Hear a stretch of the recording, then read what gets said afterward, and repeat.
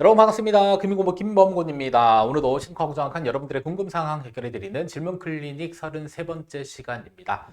자, 이번 시간 주제는 연금 계좌라고 하는 연금저축과 IRP 계좌에서 이제 연금을 개시를 하게 되면 여러분들이 신경 써야 될 건 당연히 연금 수령 한도를 체크를 해야 됩니다.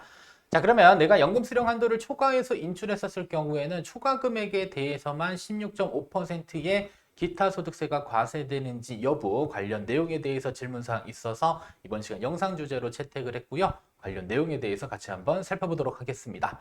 자, 그러면 본론 들어가기 앞서 여러분들 구독, 좋아요 하나씩 눌러주시고 이번 시간 영상 끝까지 시청해 주시면 감사하겠습니다. 자, 먼저 첫 번째로는 질문 내용에 대한 부분들 같이 한번 살펴볼 텐데요. 자, 연금 계좌의 연금 수령액이 연간 1,500만 원 이하이더라도 연금 수령 한도를 초과했다면 초과분에 대해서는 기타 소득세 16.5%가 부과되나요? 라는 부분들인데요. 자, 일단 체크해야 될 여러 가지 사항들이 있는데 일단은 연금 계좌 안에 들어있는 자금의 속성들을 한번 살펴볼 필요가 있겠고요. 자, 두 번째로는 연금 수령 한도를 직접적으로 계산을 해볼 필요가 있습니다. 자, 그리고 나서 전체 수령하는 금액이 연간 1,500만 원을 넘어가지 않는지 여부 등을 체크를 해야 되는데 순차적으로 하나씩 살펴보면서 여러분들에게 내용을 전달해 드리도록 하겠습니다. 자, 먼저 첫 번째로는 연금 수령 한도라는 것은 계산 공식이 있기 때문에 계산을 해볼 필요가 있습니다. 다만 금융회사에서 당연히 수령 한도에 대한 부분들은 계산해서 여러분들에게 제공은 해줄 텐데요. 자, 그렇더라도 여러분들이 어떻게 계산 공식이 산정되는지에 대한 이해는 필요합니다. 자, 그러면 연금 수령 한도라고 하는 것은요. 자, 1월 1일자 기준으로 연금 계좌 안에 들어있는 돈을 가지고 계산을 하는 겁니다. 그래서 연금 계좌에 들어있는 평가 금액을 나누기 10일 마이너스 연금 수령 연차를 통해서 계산을 하고요. 자, 여기에 연금 수령 연차는 두 가지 조건이 있습니다. 첫 번째로는 나이 조건이 있습니다. 만 55세 조건 하나 있고요. 자, 두 번째로는 가입 기간이 5년 이상 되어야 합니다. 자, 다만 퇴직금이 입금된 연금 계좌의 경우는요, 가입기간 요건은 신경 쓰지 않으셔도 되고요. 자, 요 나이 요건에 대한 부분만 신경 쓰면 됩니다. 자, 그러면 여러분들이 가입한 연금 계좌에 만 55세 그리고 가입기간 5년 조건을 모두 다 충족하게 되면 이때는 연금 개시 여부와 관계없이 연금 수령 연차는 1년 차, 2년 차 이런 식으로 계속적으로 증가하게 됩니다. 자, 예를 들어서 내가 만 64세 시점에 연금 개시를 했다라고 한다면 이때는 연금 수령 연차는요. 10년 차가 되는 것이고요. 이 10년 차 기준으로 바로 뭐가 계산이 되냐면 연금 수령 한도가 계산이 되는 겁니다. 자, 그러면 연금 수령 한도는 연금 계좌 평가에 나누기 11 마이너스 여러분들의 연금 수령 연차의 1.2배, 즉 120%가 곱해져서 계산이 됩니다. 그래서 예를 들어서 연금 계좌 평가액이 1억 원이고요. 연금 수령 연차가 1년 차라고 가정했을 때 내가 수령 한도에 대한 부분을 계산해 보게 되면 연간 1,200만 원이라고 하는 금액이 나타나게 되고요. 자, 만약에 여러분들이 연간 1,200만 원을 초과해서 인출하게 되면 이때는 기타 소득세가 과세될 수 있는 부분들인데 자, 그러면 어느 정도까지의 세금이 과세될 수 있는지는 뒷부분에서 우리 소득 원천을 가지고 하나씩 살펴보도록 하겠습니다.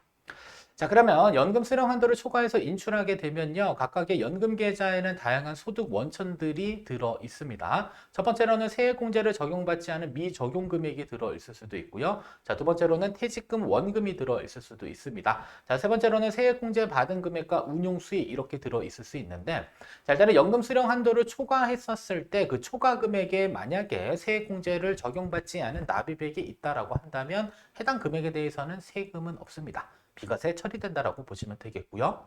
자, 두 번째, 퇴직금 원금에 대한 부분들은요. 연금 수령 한도 계산했는데 여러분들이 초과해서 만약에 인출한다라고 가정을 하게 되면요. 이때는 초과분에 대해서는 100% 퇴직 소득세가 과세되는 부분들로 생각을 해주시면 됩니다. 자, 예를 들어서 아까 1,200만 원의 연간 수령 한도를 계산을 했는데 여러분들이 연간 1,400만 원을 인출했다라고 한다면 이때 퇴직금 원금에 대해서는 사실 1,200만 원에 대한 퇴직소득세가 과세되는 게 맞습니다. 자, 그러면 1,200만 원에 대한 퇴직소득세가 과세될 때는요. 사실상 IRP 계좌 내에서 우리가 퇴직금을 지급받게 되면 30% 또는 40%가 감면되는데 자, 그러면 내가 인출한 건 1,400이더라도 1,200만 원에 대해서는 퇴직소득세 30%를 감면받고요. 자, 그러면 1200에서 1400이면 얼마를 초과했냐면 200만 원을 초과해서 인출한 금액에 대해서는 이때는 퇴직소득세가 100% 과세되는 것으로 생각을 하시면 됩니다. 따라서 퇴직금 원금에 대해서는 퇴직소득세가 과세되고 이때 퇴직소득세에 대해 초과분에 대한 인출금액에 있어서는 100% 몽땅 다 세금이 부과된다. 이렇게 기억하시면 되겠고요. 자, 다음은 세 번째로 세액공제 받은 금액과 운용수익은요. 연금소득세 과세 대상 소득입니다. 자, 따라서 이러한 연금소득세 과세 대상 소득은요. 연금 수령 한도가 연 1,500만 원 이내이면서 아까 예시가 딱 좋죠. 1,200만 원인데 자, 만약에 연금 수령 한도를 초과했다. 얘가 1,400만 원을 인출했다라고 한다면 자, 플러스 초과 인출한 200만 원에 대해서만 16.5%의 기타 소득세가 과세되고요. 나머지 1,200만 원에 대해서는 여러분들 연령 기준에 따라서 5.5%에서 가장 낮게는 3.3%의 연금 소득세가 과세된다. 이렇게 정리를 해주시면 될 것 같습니다. 그래서 고려해야 될 사항들은 이렇게 세액공제 받은 금액과 운용이익에 대해서는 연금 수령 한도 이내 금액을 인출하는 게 가장 좋고요. 만약에 연금 수령 한도는 연 1,500만 원 이내인데도 불구하고 내가 연금 수령 한도를 초과해서 인출했다라고 한다면 이때 초과분에 대해서는 16.5%의 기타 소득세가 과세된다라는 사실을 알고 계실 필요가 있습니다. 자, 그러면 나는 연간 1,500만 원을 초과해서 인출을 해버렸다라고 한다면 이때의 세금 문제는 또 어떻게 정리가 되냐면요. 자, 일단은 세액공제를 적용받지 않은 납입금액을 1,500만 원 초과해서 인출하더라도 세금 문제는 발생하지 않습니다. 그냥 계속 비과세고요. 한도에 영향을 받지 않습니다. 자, 두 번째로는 퇴직금 원금에 대한 부분들은요. 연간 1,500만 원과 관계가 없습니다. 그냥 몽땅 다 퇴직소득세가 과세되는데 체크해야 될 것은 연금 수령 한도 이내 금액을 인출했을 때 감면되는 부분이 있고요. 자, 만약에 초과해서 인출했다 그러면 100% 비율만큼은 퇴직소득세를 납부하게 되는 것입니다. 자, 다음은 세 번째로는 세액공제를 받은 금액과 운용이익을요. 만약에 여러분들이 연간 1,500만 원을 추가해서 인출해버리게 되면 선택지는 두 개입니다. 하나는 16.5%의 기타 소득세로 과세되고 분리과세 처리를 해도 되고요. 자, 두 번째로는 종합소득, 다른 소득과 합산돼서 여러분들 5월 달에 세금 신고를 한 번 더 해도 되는 이러한 형태 둘 중에 하나를 선택해야 됩니다.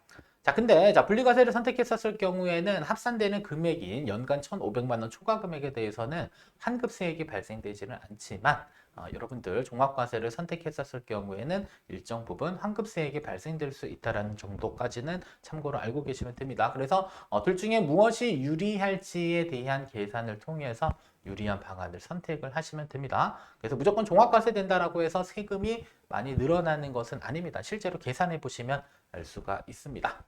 자, 그러면 끝으로 연금 개시 전에 꼭 체크해야 할 것에 대해서 한 가지 전달해 드리고 이번 시간 영상 마무리 짓도록 할 텐데요. 자, 첫 번째로는 소득 원천에 대한 부분을 반드시 확인해 주실 필요가 있습니다. 그래서 연금 계좌 안에 들어있는 자금들이 세액공제를 받은 금액들인지 안 받은 금액인지, 자, 두 번째로는 퇴직금 원금인지, 자, 세 번째로는 세액공제를 받은 금액인지, 자, 네 번째로는 운용수익인지, 자, 금융회사에 연락해서 조회를 해볼 수가 있고요. 아니면 어플리케이션에 들어가서도 우리가 모두 다 조회를 해볼 수가 있습니다. 자, 그러면 소득 원천을 조회해야 되는 가장 궁극적인 이유는요. 세금에 대한 체계가 다르고요. 인출 순서에 대한 부분이 있습니다. 그래서 연금 계좌 안에 이 다양한 소득 원천이 포함되어 있었을 경우 가장 먼저 빠져나가는 1순위는 세액공제를 받지 않은 납입액. 자, 2순위는 퇴직금 원금에 대해서, 그 다음에 3순위와 4순위는 세액공제 받은 금액과 운용이익의 순서대로 빠져나가기 때문에 소득 원천에 따른 세금 그리고 인출 순서에 대한 이해가 필요하므로 반드시 소득 원천 확인해 주시고요. 자, 두 번째로는 연금 수령 한도를 체크를 해야 됩니다. 이왕 수령할 거 연금 수령 한도 이내 금액을 인출했었을 때 여러분들 절세 효과가 가장 크다라는 사실을 알고 계실 필요가 있을 것 같고요. 자, 세 번째로는 나에게 알맞는 연금 수령 방법을 선택해야 될 필요가 있습니다. 연금 수령 방법은 확정 금액, 기간, 그 다음에 임의식으로 여러분들 자유롭게 인출하는 방법도 있는데 저는 개인적으로 임의식으로 여러분들이 필요한 만큼의 자금을 인출하는 형태가 조금 더 우리가 노후 자산을 조금 유연하게 활용하는데 좀 도움이 되지 않을까라는 생각을 해볼 수 있을 것 같고요. 자, 네 번째로는 연금 계좌의 금융상품 매도 순서를 설정해야 되는데 여러분들 자금을 인출한다라는 건 여러분들의 연금 계좌 안에서 현금성 자산에 대한 매도를 통해서 인출을 하는 것입니다. 그래서 만약에 현금성 자산이 없는데 내가 인출을 선정했다라고 한다면 이때 자, 이 인출 자금에 대한 재원 확보를 해야 되겠죠. 자, 이때는 그 자체 안에서 금융상품에 대한 매도 순서를 설정을 해야 됩니다. 그래서 다양한 금융상품들을 여러분들이 만약에 편입해서 운용을 하고 있다라고 한다면 내가 현금성 자산이 없을 때 어떠한 금융상품 먼저 매도해서 나에게 연금액을 지급해야 되는지 이런 부분들도 충분히 체크를 해야 됩니다. 그래서 납입하는 과정과 운용하는 과정도 정말 중요하지만 노후 자산에 대한 부분들은 가장 신경 써야 될 것은 결국에는 인출입니다. 그래서 너무 많은 자금을 한꺼번에 빨리 인출하게 되면 여러분들 결국에는 내가 살아가는 날보다 내가 써야 될 돈들이 부족해지는 이러한 현상들이 발생될 수 있기 때문에 인출에 대한 부분들은 충분히 고민하셔서 적정 인출 금액들을 산정하는 게 중요하다 꼭 기억하시면 되겠습니다. 자, 여러분들 여기까지 시청해 주셔서 감사하고요. 자, 궁금한 질문 사항들 많이 남겨주시면 이렇게 영상 통해서 전달해 드리도록 하겠습니다. 자, 이번 시간 영상 여기서 모두 마치도록 하겠습니다.